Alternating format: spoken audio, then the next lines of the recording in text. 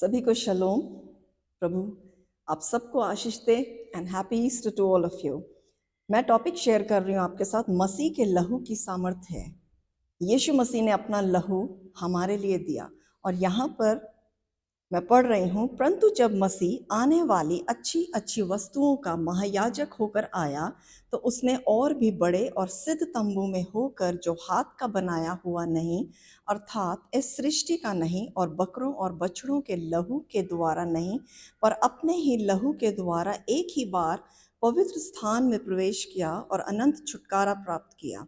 क्योंकि जब बकरों और बैलों का लहू और कल्लौर की राख का अपवित्र लोगों पर छिड़कना शरीर की अशुद्धता के लिए उन्हें पवित्र करता है, तो मसीह का लहू, जिसने अपने आप को सनातन आत्मा के द्वारा परमेश्वर के सामने निर्दोष चढ़ाया, परंतु लिखा है, तुम्हारे विवेक को मरे हुए कामों में से वो क्यों ना शुद्ध करेगा, ताकि तुम जीवते परमेश्वर की सेवा करो। इसी कारण वह नई वाचा का मध्यस्थ है, ताकि उसके मृत्यु के द्वारा, जो पहली वाचा के समय के अपराधों से छुटकारा पाने के लिए हुई है, बुलाए हुए लोगों को प्रतिज्ञा के अनुसार अनंत मिरास को प्राप्त करे। और यहाँ मैं शेयर कर रही हूँ, ये जो सिद्ध और ऐसे तंबू में, सिद्ध तंबू जहाँ पे लिखा है कि वो मनुष्य के हाथ का रचा हुआ तंबू नहीं, बनाया हुआ नहीं, इस सृष्टि का भी नहीं, पर स्वर्ग में।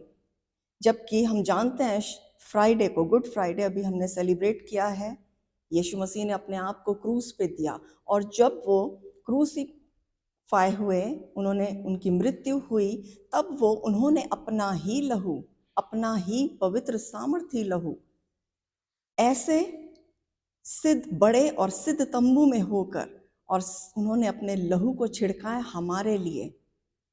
जानवरों का लहू नहीं, बल्कि खुद परमेश्वर के पुत्र का लहू हमारे लिए छिड़का गया है, ताकि हम अनंत मिरास को प्राप्त करें।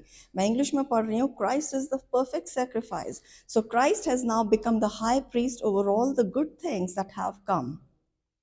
He has entered the greater and more perfect tabernacle in heaven, which was not made by human hands and is not a part of this created world. With his own blood, not the blood of goats and calves, he entered the most holy place once for all time and secured our redemption forever. So our redemption is secured forever. Under the old system, the blood of goats and the bulls and the ashes of heifer could cleanse people's body from ceremonial impurity. Just think how much more the blood of Christ will purify our consciousness from sinful deeds, so that we can worship the living God.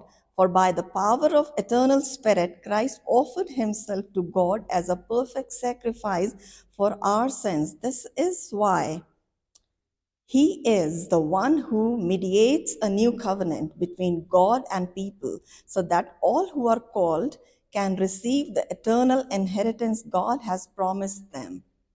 For Christ died to set them free from the penalty of the sins they had committed under the first covenant. So this is the word of God.